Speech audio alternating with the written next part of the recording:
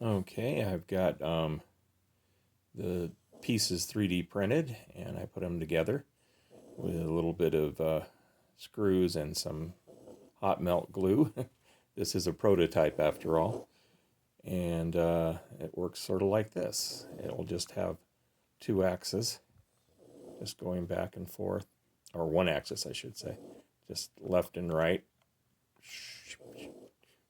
And there's a servo right there that will be controlling that. And this servo on the top here is for the jaw. This is actually upside down because it's easier because it's flat on the top to film it this way.